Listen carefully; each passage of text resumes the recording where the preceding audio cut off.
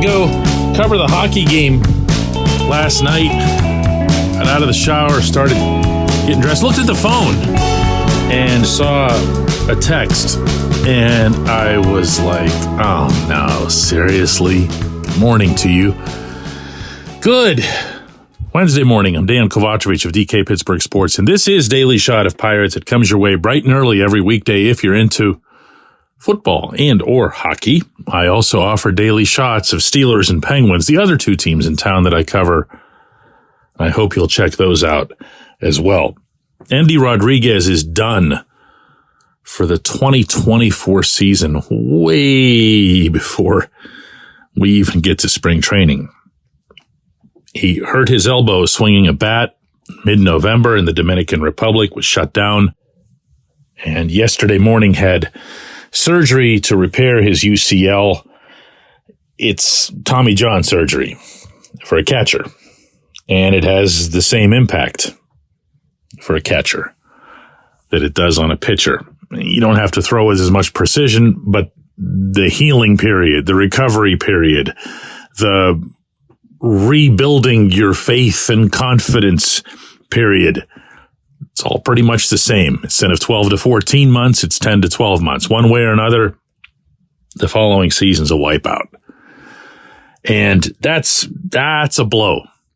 That so far is the development of the offseason for the Pirates, in large part because they're not doing anything else. And I can rudely include signing Rowdy Tellez last night into that. So I get the tip, I type it up, I put it on our website, I put out the alert, and immediately the responses are either swear words or we're cursed, we're doomed, we hope you're wrong, came back at me a lot of times, and I'm thinking, I know who this source is, and there's no way this source is wrong, but you know what? I hope I'm wrong too. And I wasn't. At around 10 p.m., the Pirates eventually, this was about 4 hours later, put out their own detailed announcement as to what had happened with Endy. And what do you want me to say? It sucks. It sucks a lot. This kid is, I think, a special talent. I think he's a special individual. And he brings an energy like nobody else to that clubhouse, a confidence, a sense of, we can go in there and do this. We can go in there and beat this team.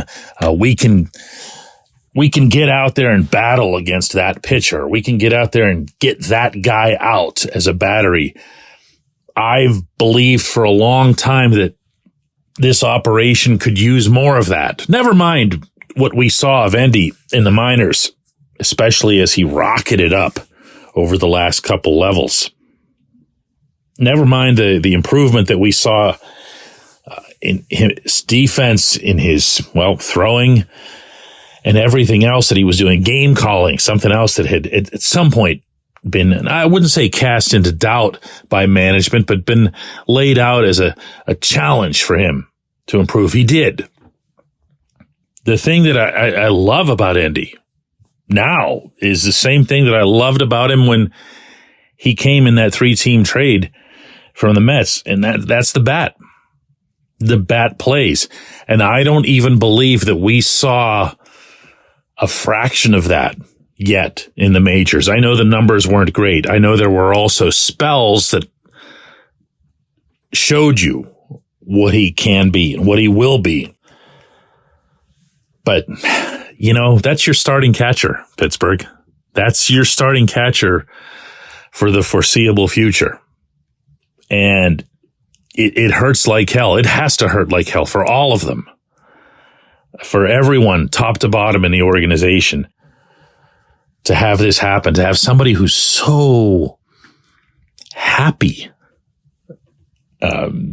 be dealt a blow like this, to miss a whole year, to have it be right at this phase, and I'm not going to underplay it. I'm not going to reach a point where I say, well, they can overcome this. I'm not. This is a great, big, screaming, gigantic L before anything even opens up. Now, what do you do about that? Well, one thing about this development is that it explains, to an extent, some of the moves that the Pirates have made. It explains, to an extent, the continued emphasis on how Henry Davis will report to Bradenton as a full-time catcher. That had been, in fairness here, made very clear by Ben Cherington, by Derek Shelton, by all concerned way before Endy was hurt. I think what this does is it just cements it. I think this puts them in a spot where if they don't like what they see of Henry whenever they get to the pitchers and catchers portion at Pirate City, they're going to be like, well, you know what? Let's just keep working harder because this kid's now the catcher here. They've got Jason DeLay, who's got the luckiest offensive numbers any of us have ever witnessed in a lifetime, with his uncanny ability to just find grass with any random batted ball. But the numbers are the numbers, and became a more than dependable defensive catcher, a more than dependable game caller. Mitch Keller, by season's end, swore by him. So it's not as if you're starting from scratch, and it's not as if you're putting somebody into that catching spot who isn't part of your future. Henry's a 1-1, remember? And maybe things will tilt more in Henry's favor once all of the clouds over where he's going to play and what kind of future he has here or there or right field or first base or whatever, because now you're telling Henry, and you're acting on it, that you're our guy, you're our catcher, you're the man. Set aside any and all other thoughts you might have had, young man, because this is now your task. And maybe that in and of itself improves his performance behind the plate. But again, I'm not here to sugarcoat this. This is bad. And more than anything, this is bad for just a wonderful dude. Yeah. When we come back, J1Q. This portion of Daily Shot of Pirates is brought to you by our friends at North Shore Tavern, that's directly across Federal Street from PNC Park. It's home of Steak on a Stone, an eating experience, underscoring the word experience. The steak is brought to you partially cooked on an 800-degree stone, and you do the rest. It's a ton of fun, it's a great meal, and it's a baseball atmosphere like no other in Pittsburgh. North Shore Tavern, right across Federal Street from PNC Park. Your front door, your car, your bike, your computer, your gun.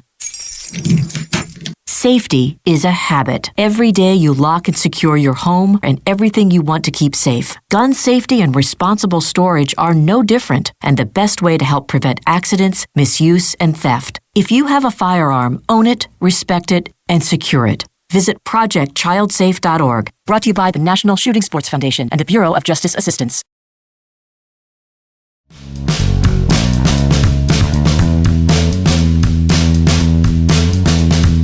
Today's J1Q comes from Dave, who offers in his best snide voice.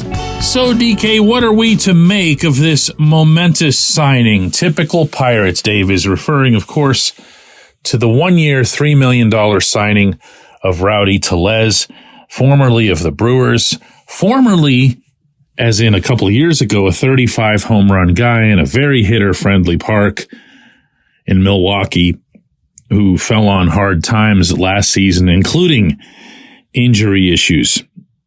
The extent to which that would have affected his performance, I'm not in a great position to say that.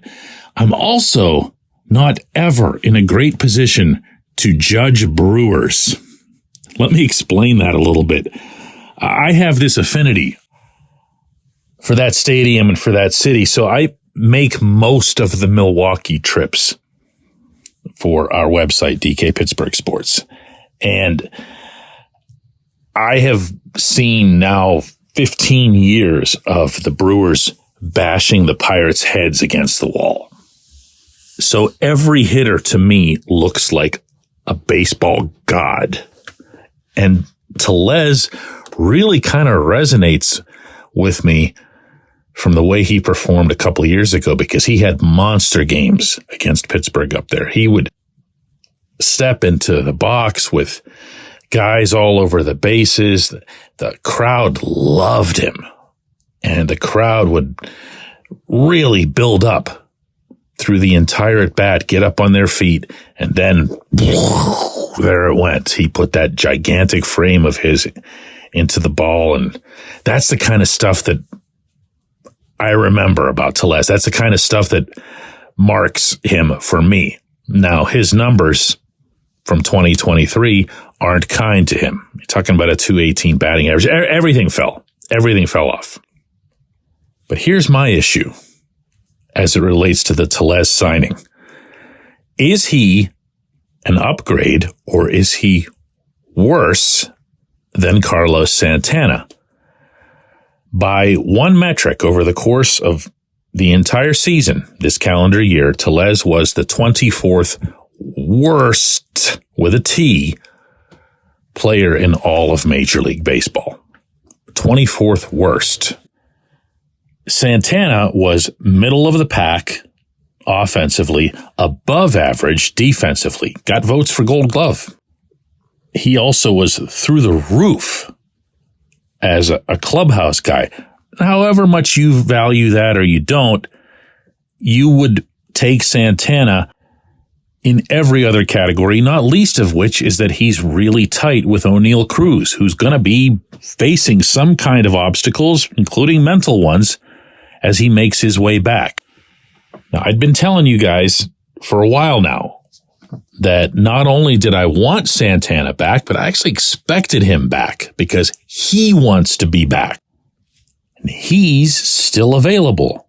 Now, the biggest difference between Santana and Tellez, as I see it, is that one of them is 10 years older than the other. And I really don't care, because I just watched the older guy really, really significantly outperform the younger guy. Just now. Fresh in our minds, right there. No fall off, no, oh boy, this guy's really losing it. In fact, to repeat this, to underscore his athleticism, he was really, really good defensively. So what actually happened here? Well, never overthink it with this outfit, right? Santana was a roughly $7 million signing, 1 year, and that was it. Tellez comes in at less than half of that. If you've got a better explanation, I'm all ears. But that's where you start. That's where you start. Always, always, always. When evaluating what it is that the Pirates do. I tell you this all the time. Don't listen to what they say. Watch what they do. That's what this is. They can tell you, oh, we're looking to upgrade first base. Get somebody for the long term. Ben Cherington brought that up on his own at the winter meetings. Looking for a first baseman they can have for the long term. They bring in Rowdy Tellez, who's 1 year and half of Santana's cost. So who's your long term in this? It sure isn't Santana, who's approaching 40. There are reports out of Cleveland, legitimate reports, by the way, that the Pirates are among the teams that are interested in talking to the Guardians about Josh Naylor, their first baseman. That would be an upgrade. But are you still going after Naylor after you've signed Tellez? I don't know. Who are your first basemen, plural, right now? Because Tellez is going to be a platoon guy. He has to be a platoon guy wherever it is that he goes in his career. So if Tellez is your one side, who's your other? Connor Joe? I mean, do you see what I'm saying here? I'm not knocking Connor Joe here. Okay, I'm a Connor Joe guy, but he's not a starter and he's not a platoon guy. He is exactly what he is. And did you get better? Did you really? Did you improve over the 2023 model of Carlos Santana? No. You know what you did do? You saved money. And in fact, if you go over all of the moves that have been made to date this offseason by Cherington, you'll find that pattern is completely intact. I appreciate the question. I appreciate everybody listening to Daily Shot of Pirates. Sorry to be such a bummer, but man, wow, that's a heck of a blow for mid-December. Let's do it again tomorrow.